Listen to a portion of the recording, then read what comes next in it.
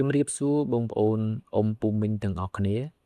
ឥឡូវនេះយើងជួបគ្នាសារជាថ្មីនៅលើទឹកដីនៃអ្នកស្រីសន្ធោគឺនៅខាងលវាទេបាទនេះគឺជាព្រះវិហារនៅក្នុងវត្តលវាទេដែលស្ថិតនៅក្នុងភូមិកោះគោឃុំមានជ័យស្រុកស្រីសន្ធោខេត្តកំពង់ចាមហើយនៅក្នុងវត្តនេះក៏មានទូកជាច្រើនគ្រឿងផងដែរប៉ុន្តែតួឯកនៅក្នុងវីដេអូនេះគឺជាទូកដែលមាននាមថាព្រួញមាសយោយគ្រាន់តែលើឈ្មោះថាព្រួញមាសនិយាយពីថាញាក់សាច់ត្រឹតព្រួញមាសគឺជាទូកកេរមរតកដូនតាដែលសាងប្រវត្តិមកថាលឿនណាស់បាទតាមចាស់គាត់ពណ៌នាគាត់និយាយអំពីសាវតាប្រាប់មកហើយព្រួញមាសនេះយើងនឹងទៅគួយគុណទាំងអស់គ្នាថាមានរៀងរើយ៉ាងណាទៅបាទព្រួញមាសថ្មីព្រួញមាសចាស់យ៉ាងណាយ៉ាងណីបាទតោះយើងទៅទស្សនាតែមុននឹងទស្សនាបងប្អូនថ្មីដែលកំពុងទស្សនាកុំភ្លេចជួយចុច Subscribe នៅ Channel YouTube ខ្ញុំម្នាក់មួយផងបាទ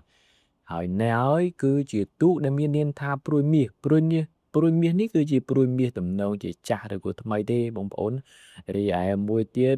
ដែលបានចូលរួមប្រណាំងនោះគឺមហាព្រួញមាសធិបតីប៉ុន្តែទៅនឹងគឺមិនបានជួបទេមិនដឹងថាតម្កល់ទុកនៅឯណាទេពុកម៉ែបងប្អូនបាទសូមអធិស្ឋានផងទៅជួបនឹងគឺបានជួបតែត្រឹមព្រួញមាសទេហើយព្រួញមាសធិបតីទៅក៏បានជួបបាទសូមអធិស្ឋានពីសំណាក់ពុកម៉ែបងប្អូនអ៊ំពូមីងទាំងអស់គ្នាផងដែរបាទឥឡូវយើងមកគួយគុណព្រួញមាសថ្មីត្បិតតែយើងមិនបានជួបព្រួញមាសធិបតីក៏យើងបានជួបនៅដូនតារបស់ព្រួញមាសដែរមិនចឹងហ៎ពុកម៉ែបងប្អូនអ៊ំពូមីងបាទហើយមួយរោងនេះគឺថាធំមែនទេនៅរោងបាទមើលទៅគឺស្រស់ស្អាតណាស់បាទសាងឡើងអំពីឈើប្រក់នៅក្បឿងត្រជាក់ល្អហើយនឹងតយ៉ាបចំហៀងខាងនោះបាទហើយនេះគឺជាទស្សនវិជ្ជានៅក្នុងវត្តលវាទេបងប្អូនហើយវត្តលវាទេនេះគឺ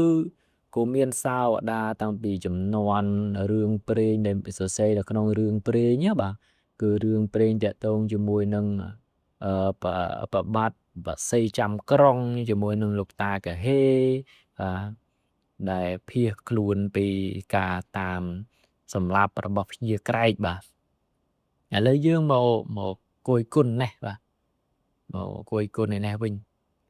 គយគុណទូកបាទមើលរំពេទៅយើងដឹងហើយថារំពេហ្នឹងគឺសាងតាំងពីពេលណាមកបាទរំពេដូនតាយើងពិចារណាគឺគាត់ធ្វើបែបហ្នឹងមើលទៅរៀងក្បាលថៃដែងបងប្អូនមើលទៅរៀងតប៉ែតដែលមានអំណាចតប៉ែតមើលទៅមានអំណាចបាទតប៉ែតមើលមានអំណាចតែមិនដឹងថាសាងឡើងតាំងពីពេលណាមកទេបាទព្រួយមាសនេះហើយក៏មានព្រួយមាសមហាព្រួយមាសធិបតីដែរបងប្អូនតែខ្ញុំទៅហ្នឹងអត់បានឃើញមិនដឹងថា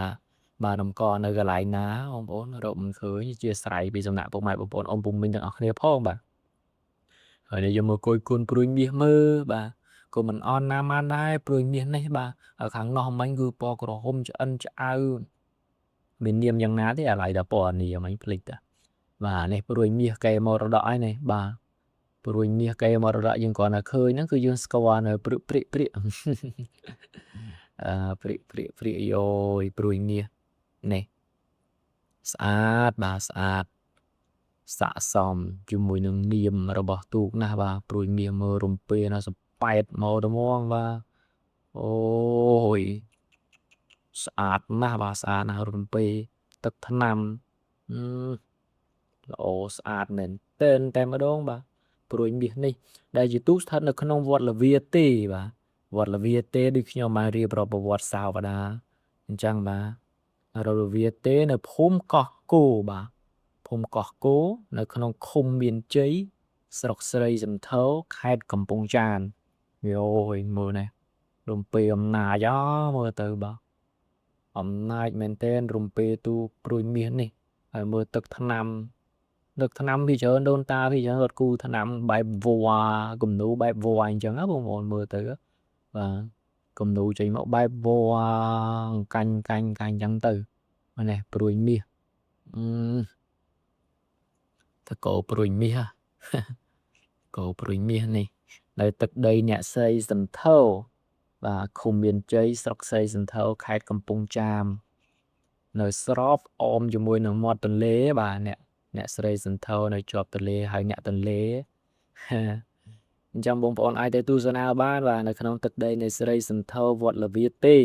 បាទ ស្អាតណាស់បាទស្អាតហើយមើលរោងអស់ទាល់ហើយរោងដាក់ទូងគឺល្អស្អាតមែនទែនមកបាទរោងដាក់ទូកណាល្អស្អាតតែម្ដងបាទហើយវិជាងកំពុងតែគាត់